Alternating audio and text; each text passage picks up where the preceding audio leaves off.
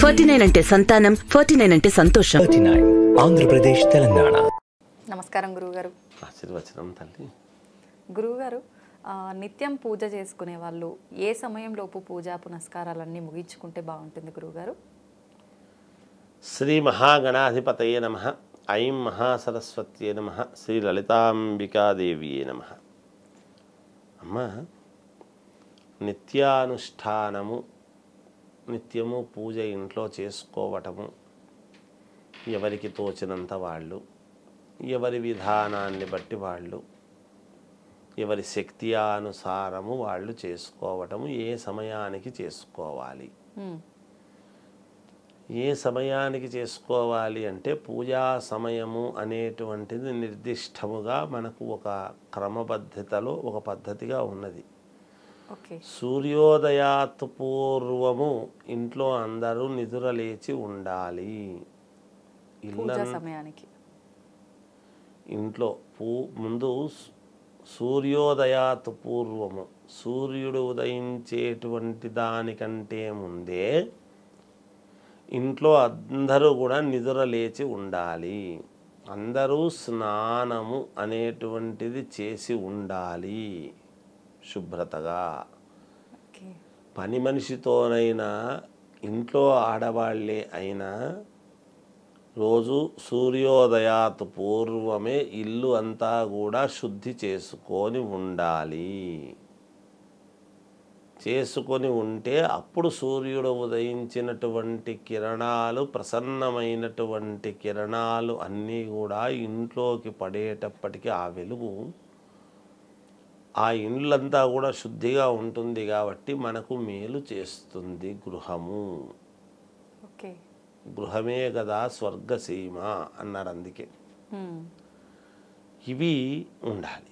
ఈలోగానే శుద్ధి చేసుకొని ఇంట్లో దేవతార్చన చేసుకొని ఇంట్లో దీపారాధన అనేటువంటిది జరగాలి.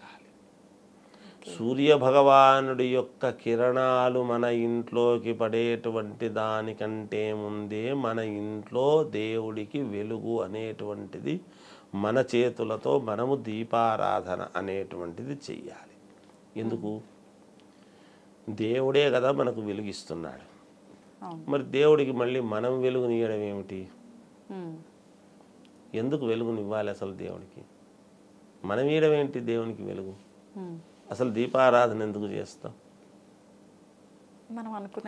మనము దీపారాధన చేస్తున్నాము, దేవుడి పటాలు కనపడుతుంటాయి, దేవుడే మనకు వెలుగునిచ్చేవాడు. మళ్ళీ మనం ఎందుకు దేవుడికి వెలుగును, మనం పెద్దగా ఏదో మనం చాలా గొప్పగా దేవుడికి వెలుగునిస్తున్నాము అని చెప్పి మనం దీపారాధన నూనె ఒత్తులు అన్నీ కొనుక్కొని వచ్చి కష్టపడి ఎందుకు చేస్తున్నట్టు అంటే మనము నిత్యకర్మలు అనేటువంటివి ఉంటాయి. ఈ నిత్యకర్మలు చేసుకునేటువంటి వాళ్ళు ఎక్కడెక్కడ ఏమేమి తప్పితము తెలుసో తెలియకో చేసేస్తూ ఉంటాం. మనలో ఒక జ్యోతి అనేటువంటిది వెలుగుతూ ఉన్నది, ఆత్మజ్యోతి అని. అది భగవంతుడు పుట్టుకతో ఒక వెలుగు అని ఇస్తాడు. ఆ వెలుగు లోపల వెలుగుతూ ఉంటుంది. అది ఎవరిచ్చాడు మనకు? కొంతమంది మూర్ఖంగా తల్లిదండ్రుల కంటే మనం వచ్చాము, ఇది భగవంతుడిది ఏముంది అని అనుకుంటాం. కానీ ప్రాణం అంటూ పోసేటువంటి వాడు భగవంతుడే. తల్లిదండ్రులు కన్నారు, తల్లిదండ్రులు ప్రాణం తీస్తున్నారా? మరి ఎవరు తీస్తున్నారు? ఆయుష్ తీరింది పోతున్నాడు అంటే మనం 120 సంవత్సరాలు బతికిన తర్వాతనే పోవాలి కదా. మధ్యలో ఎందుకు పోతున్నాడు? ఎవరు తీసేస్తున్నారు అంటే భగవంతుడు మనల్ని ఎంతవరకు ఈ పాత్ర, ఈ అవసరాన్ని ఇక్కడ నిమిత్తముగా ఉంచుతాడో అంతవరకే ఉండగలుగుతాము, తర్వాత తీసుకువెళ్తాడు. ఆ జ్యోతి లోపల ఉండేటువంటి ఆత్మజ్యోతి అనేటువంటిది బయటికి తీసేస్తాడు భగవంతుడు. అది కనపడదు ఎవరికి. అయితే ఈ జ్యోతిని మనలో వెలిగిస్తూ నిత్యము.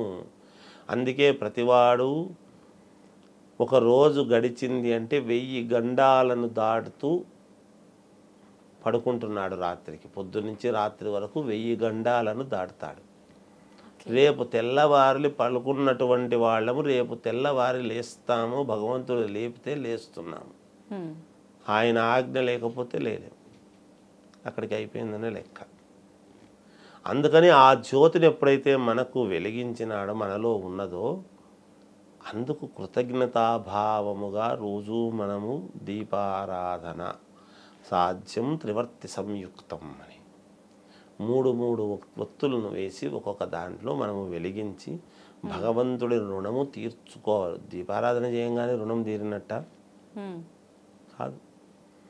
ఈరోజు లేచినాము, ఈరోజు మనము లేచినందుకు కృతజ్ఞతగా మనము దీపారాధన చేసుకోవడం, రేపు లేచినందుకు మళ్ళీ దీపారాధన చేసుకోవడం. బయటికి పోయినటువంటి వ్యక్తులము సాయంకాలం వరకు తిరిగి వస్తామో రామో తెలియదు.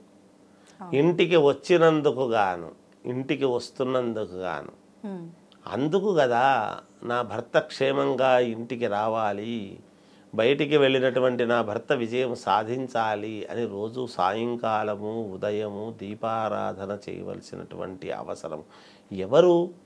ఎవరైతే మనకు ఇది ఇచ్చాడో ఆ వ్యక్తికి మనము దీపారాధన చేసి, అరే రోజు నాకు వెలిగిస్తూ ఉన్నది దీపారాధన కనుక ఆమె యొక్క నుదుట కుంకుమగా ఉండేటువంటి అఖండ జ్యోతిని నిరంతరముగా మనము కూడా వెలిగించాలి అనేటువంటి భావనతో కాస్తైనా భగవంతుడు మన యందు కనికరం చూపిస్తాడు అని. అది కూడా చేసుకోలేని జన్మ మన జన్మ ఎందుకు ఇంకా? అందుకు కృతజ్ఞతాభావముతో ప్రతిరోజు కూడా ఉదయాన్నే పూజ, సాయంకాలము సంధ్యా సమయము, లక్ష్మీ సంచార సమయము అంటాం. 6 గంటల సమయము నుండి 9 వరకు. కనుక సాయంత్రము ప్రారంభ సమయములో పూజ, ఉదయము సూర్యుడు ఉదయిస్తున్నప్పుడు ప్రారంభ సమయములో పూజ. ఇది పూజ చేసుకోవాల్సినటువంటి విధానము. అందుకు నిర్దిష్టముగా 2 సమయాలు ఉదయాన్నే పూజ చేసుకోవాలి అని చెప్పారు. అందుకని మనము దీపారాధన చేస్తున్నాం. ఆ దీపారాధన చేసినప్పుడు ఒక రకంగా మనకు తెలుస్తుంది. ఎప్పుడు కూడా ఆ ఒత్తుల ద్వారా, ఈ ఒత్తులన్నీ కూడా శనికి సంబంధించినటువంటివి. పత్తి శనికి సంబంధించింది, నూనె కూడా శనికి సంబంధించినటువంటిది. ఈ దేహానికి సంబంధించినటువంటి దేహకారకుడైనటువంటి దేహ పీడాకారకుడైనటువంటి శని, ఆరోగ్యము ఇలాంటివన్నీ ఇవ్వవలసినటువంటి వాడు సూర్య భగవానుడు. శని ఎప్పుడూ కూడా సూర్యుణ్ణి హస్తంగతుణ్ణి చేసుకుంటాడు జాతక ప్రకారముగా. అందువలన శరీర రుగ్మతలకు లోను కాకుండా ఉండటానికి ఆ శనికి సంబంధించినటువంటి నూనెతో, ఆ ఒత్తులతో మనము వెలిగించినటువంటి పొగ ఎప్పుడైతే మనము ఇంట్లో అంతా కూడా పీలుస్తామో యోగదాయకము, క్షేమదాయకము అని దాని అర్థం. దేహాన్ని మనం నిరంతరముగా ఆరోగ్యదాయకముగా కాపాడుకోవడం కోసం మనలో ఉండేటువంటి అఖండముగా మనకు తెలియకుండా వెలుగుతూ ఉండేటువంటి జ్యోతిని కాపాడుకోవడం. దానికి నూనె పోయాం.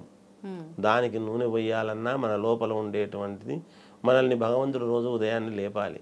మనం ఏమనుకుంటాం, ఇంట్లో ఆడవాళ్ళు వచ్చి ఏ భార్య లేపితే లేయనంటే లేస్తున్నాం, లేదా మనకే మెలకు వచ్చి లేస్తున్నాం, అలారం పెట్టుకున్నాం లేస్తున్నాం అని అనుకుంటాం. భగవంతుడు రోజు లేవడానికి అనుజ్ఞ ఇచ్చినాడు. ఆయన సరే అంటే లేస్తున్నాం. ఆయన సరే అనకపోతే అలారాలు కొట్టినా, ఎంతమంది వచ్చి లేపినా ఏమీ ఉండదు, అంతా వృథా. కనుక లేచినందుకు కృతజ్ఞతగా తొందరగా లేచి అది చేసుకోవాల్సినటువంటి అవసరం దీపారాధన. ఇది తల్లి పూజ సమయం. ఒత్తుల విషయానికి వస్తే గురుగారు, రెడీమేడ్గా దొరికే ఒత్తులతో దీపారాధన చేస్తే ఫలితం ఉండదు అంటుంటారు. నిజమేనా గురుగారు? అంటే మా పూర్వము పత్తి తీసుకుని జాగ్రత్తగా చేసుకుని తయారు చేసుకునేటువంటి వాళ్ళు. ఈ రోజుల్లో సమయాభావము, భార్యాభర్తలు ఇద్దరూ కష్టపడి, ఆడవాళ్ళు కూడా భర్తకు చేదోడు వాదోడుగా శ్రమపడి బయటికి వెళ్ళి సంపాదించుకొని వచ్చి చేసుకొని తమ తమ పిల్లలను ఉన్నతమైనటువంటి చదువులు తీర్చిదిద్దుకునేట్టుగా చేసుకోవాలి. ఒక తట్టు అధిక ధరలు, ప్రభుత్వాలు విపరీతముగా అనేక రకాలుగా పెంచుతూ ఉండేటువంటి వాటి వలన ఇబ్బందులు వాళ్ళది తప్పు కాదు. ఏవి ఎలా పెరుగుతూ వస్తాయో అలా పెరుగుతూ ఉన్నాయి. ఎవరిని ఏమనుకోవడానికి లేదు. కానీ సమాజంలో మన జీవితం అయితే ముందుకు వెళుతూ ఉండాలి. ఆ వెళ్ళాలి అంటే ఈ సమాజంలోనే ముందుకు మనం నడవాలి. కాబట్టి దీనికి అన్ని తట్టుకొని కదా ఆటుపోట్లకు ముందుకు వెళ్ళాలి. అలా వెళ్ళగలుగుతూ ఉన్నప్పుడు ఈ ఖర్చులు కూడా తట్టుకోవాలి అంటే భార్యాభర్తలు ఇద్దరూ శ్రమపడక తప్పడం లేదు పిల్లల కోసమని. అలా శ్రమపడుతూ ఉండేటువంటి రోజుల్లో అన్నీ ఆమె చేసుకోవాలి అంటే కూడా ఆడవాళ్లకు ఇబ్బందే కదా తల్లి. పూర్వం అంటే పొలాలకు వెళ్ళేవాళ్ళు. ఉదయాన్నే పొలానికి వెళితే వంట చేసుకొని ఆ భర్త కోసమని తిండి తీసుకొని వెళ్ళేవాళ్ళు అప్పట్లో. ఇప్పుడు మరి స్త్రీ కూడా ఆమె కూడా మహాతల్లులందరూ బయటికి వెళ్ళి చదువుకొని సంపాదించుకొని తమ తమ పిల్లలను పోషించుకోవాల్సినటువంటి అవసరము ఆవశ్యకత ఎప్పుడో వచ్చింది, ఏనాడో వచ్చింది, ఈనాడు కంటిన్యూ అవుతుంది, ఇంకా బిజీ లైఫ్గా అవుతూ ఉన్నది. అందువలన ఎవరిని తప్పు పట్టడానికి లేదమ్మా. అందువల్ల అలా వాడినవి తీసుకున్నా తప్పు లేదు, చేయవచ్చును గాక. మనము ప్రతిదీ కూడా అతి సర్వత్ర వర్జయేత్ అనేటువంటి పరిస్థితికి రాకూడదు. మరీ అంత నేను లోతుకు వెళ్ళి నేనే చేసుకోవాలి, ప్రతి స్త్రీ అలా చేసుకుంటే సంతోషమే. అయితే పత్తి తెచ్చుకొని ఒత్తులు చేసుకొని అన్నీ చేసుకోవాలి అంటే కాదు కదా తల్లి. మరి అందువల్ల ఏమీ తప్పు లేదమ్మా. దానివల్ల నీ మనస్సు ముఖ్యం. నువ్వు ఎంతసేపు చేస్తున్నావు అనేది కాదు, ఎలా చేశావు అనేదే ముఖ్యం. అంతేమ్మా, అంతకంటే వేరే ఇంకోటి లేదు తల్లి. చాలా మంచి విషయాలు తెలియజేస్తారు గురుగారు. Thank you. జయ వస్తుంది.